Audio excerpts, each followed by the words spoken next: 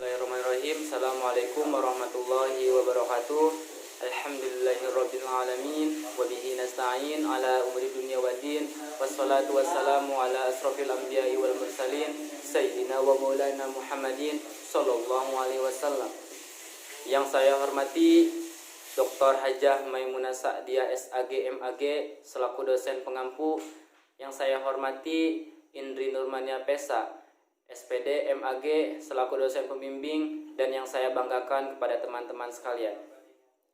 Puji serta syukur mari kita panjatkan kehadirat Allah Subhanahu wa taala, yang mana dengan karunia dan nikmatnya kita semua masih diberikan kesehatan, masih diberikan kehidupan. Semoga kita semua mendapatkan perlindungan dari Allah Subhanahu wa taala. Amin amin ya rabbal alamin. Salawat beserta salam mari kita curah limpahkan kepada junjungan kita Habibana wa Nabiyana wa Maulana Muhammad sallallahu alaihi wasallam. Baik, saya Muhammad Rizal Pratama. Di sini saya akan menyampaikan materi sistem pembelajaran akidah akhlak yang berjudul inovatif, kreatif, dan produktif dalam pembahasan QS Ar-Rud ayat 11 beserta kisahnya.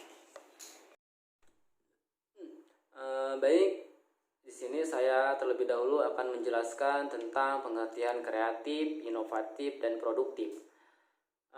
Kreatif sendiri adalah proses sebuah mental yang melibatkan penampilan, ide atau konsep baru atau hubungan antara gagasan dan konsep yang sudah ada.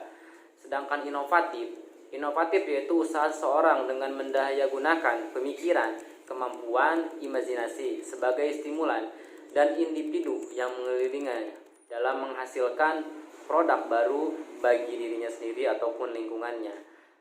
Dan selanjutnya tentang pengertian produktif. Produktif itu sendiri adalah suatu kegiatan yang menghasilkan sesuatu berupa hal baru yang didapat dari membaca benda, tulisan, dan hal baik lainnya.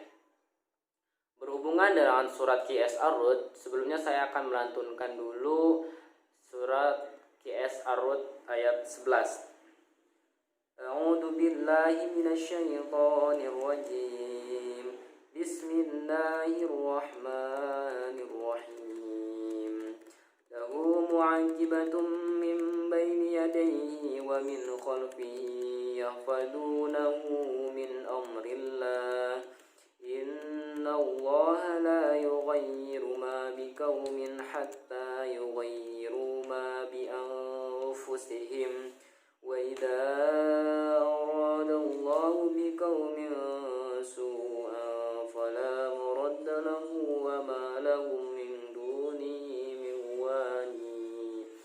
Shadaqallahul adzim, yang artinya bagi manusia ada malaikat yang selalu mengikutinya bergiliran di muka dan di belakangnya.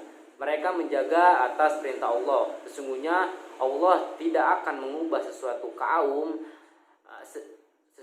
kaum sehingga mereka mengubah keadaan yang ada pada diri mereka sendiri. Dan apabila Allah menghendaki keburukan terhadap suatu kaum, maka tak ada yang dapat menolaknya. Dan sekali-kali tak ada pelindung bagi mereka selain Dia. QS Ar-Rud ayat 11. Beberapa ayat di atas juga sering dipotong oleh sebagian kalangan dengan hanya mengambil bagian ayat berikut. Contohnya misalkan Bismillahirrahmanirrahim. Innallaha la yughayyiru ma biqaumin hatta yughayyiru ma bi anfusihim.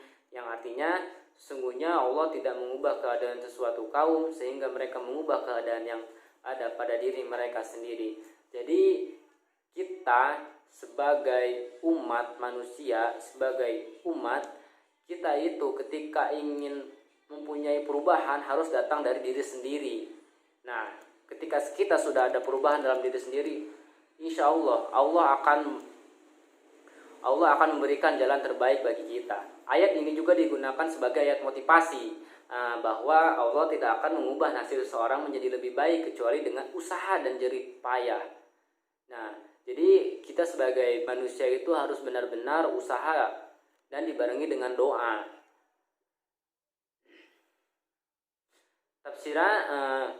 Tafsiran seperti ini juga bertentangan dengan realita lapangan.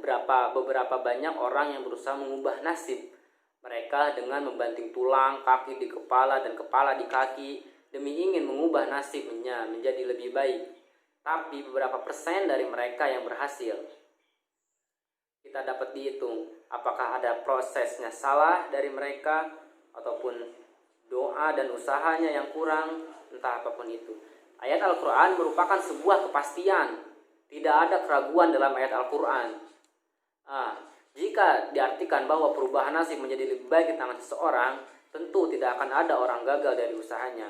Buktinya tidak demikian. Selain itu, keyakinan bahwa semua kesuksesan dikembalikan kepada pribadi seseorang, baru Allah mengikutinya, merupakan bagian dari doktrin Mu'tazilah. Dalam paham ini, doktrinan ini, perilaku hamba menentukan segalanya. Lalu bagaimana tafsir ulama pada ayat di atas?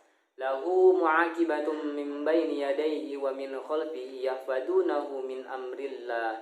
Sebagian ulama, sebagaimana dikutip oleh At-Tabari dalam tafsirnya, ayat di atas menjelaskan bahwa setiap manusia selalu didampingi oleh malaikat siang dan malam yang silih bergantian. Malaikat siang datang pada saat itu juga malaikat malam meninggalkan seorang saat sore. Malaikat siang pergi, sedangkan malaikat malam mulai datang. Menurut sebagian ulama, malaikat yang silih berganti ini bernama malaikat Hafadah. Dalam ayat innallaha la yughayyiru ma biqaumin hatta yughayyiru ma bi anfusihim, masih menurut At-Tabari, maksud ayat ini justru menjelaskan bahwa semua orang itu dalam kebaikan dan kenikmatan. Allah tidak akan mengubah kenikmatan seseorang kecuali mereka mengubah kenikmatan menjadi keburukan. Sebab perilakunya sendiri dengan bersikap zalim dan saling bermusuhan kepada saudaranya sendiri. Innallaha la yughayyiru ma biqaumin hatta yughayyiru ma bi anfusihim. Jadi kita sebagai manusia harus berupaya terus usaha dan berdoa agar semua nasib-nasib kita terkabul. Jangan sampai menyerah.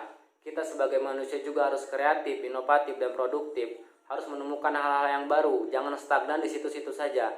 Karena kalau stagnan, kita tidak akan mengalami suatu kemajuan.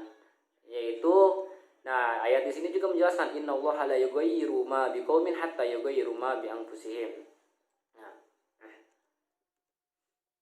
Ayat di atas menunjukkan bahwa hakikat setiap manusia itu sebagai orang yang berhak mendapatkan kenikmatan penuh.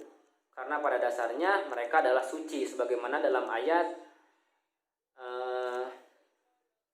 Allahu allati qatarun nasi 'alaiha fitrah, yang artinya tetaplah atas fitrah Allah yang telah menciptakan manusia. Menurut fitrah itu QS Ar-Rum ayat 30. Dalam hadis juga Rasulullah SAW bersabda bahwa kullu mauludin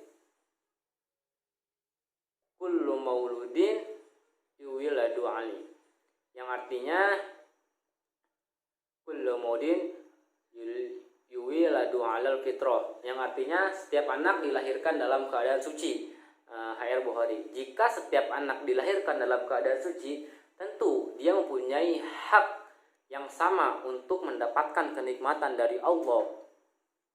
Perubahan status menjadi Majusi, Yahudi, Nasrani adalah andil orang tua atau dirinya sendiri. Berbeda dengan pemahaman jika sebuah nasib orang itu buruk.